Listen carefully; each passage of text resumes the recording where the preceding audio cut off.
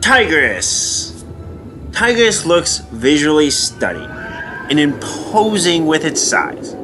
But with the amount this model has been cloned and some of the weird turns that it has, there might be questions when you look at Tigris if this coaster is any good, especially since it will likely have a long line.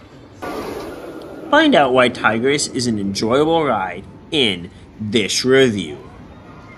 Tigris is one of 10 Skyrocket 2 clones in the world, although it is the second newest as of 2022. These offer a 150-foot tall coaster that takes up a relatively small footprint. Although not a record, the slow inline twist 150 feet in the air is near the top of the highest inversion list. And as Busch Gardens advertises it, Tigris is the tallest launch coaster in the state of Florida. Tigris has 3 car trains, though some Skyrocket 2 models have only 2 cars. The extra train makes for the very front and very back row to offer better feelings on the vertical spikes. These models are very seat dependent. My favorite for Tigris is the front row, as you get some great hang time on both the forwards and backwards launches, before getting to enjoy the great visuals of completing the course. Others I know prefer the back for the superior drop feeling and whips.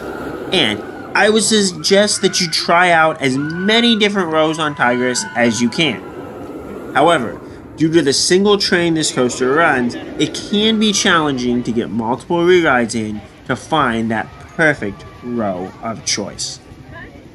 Apparently, this was a choice Busch Gardens made, as one Skyrocket 2 model does operate with a slide load platform to allow 2 trains to run. This also allows each train to complete 2 laps. Jealous.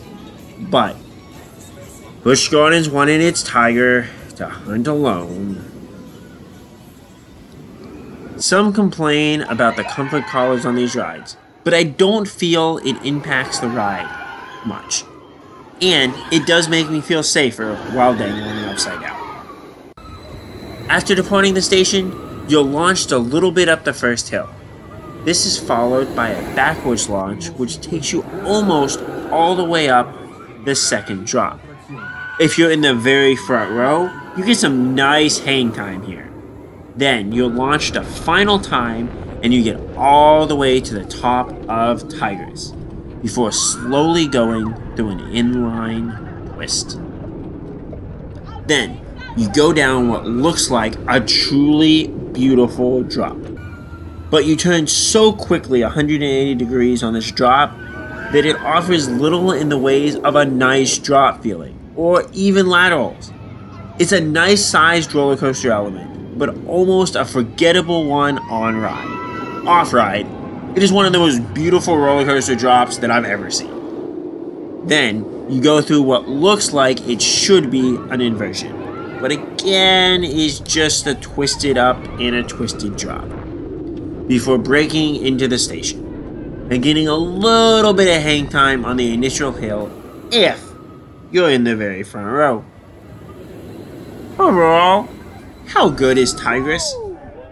These Skyrocket 2 clones offer a great ride with some really memorable elements during the hang time on the spikes and that slow inline twist. I just wish the drop back down offered something truly special, as doing so would have boosted this coaster up my rankings. I rank Tigris as a solid medium-sized coaster, ranking it just below Galveston Island's historic Pleasure Pier's Eurofighter Iron Shark, and just above the unique but small stand-up B&M coaster Georgia Scorcher. What are your thoughts on Tigris and Skyrocket 2 clones? Is this an enjoyable coaster worth the wait? Which row is your favorite on these types of coasters? Let me know. And as always, Cup Coon Crap.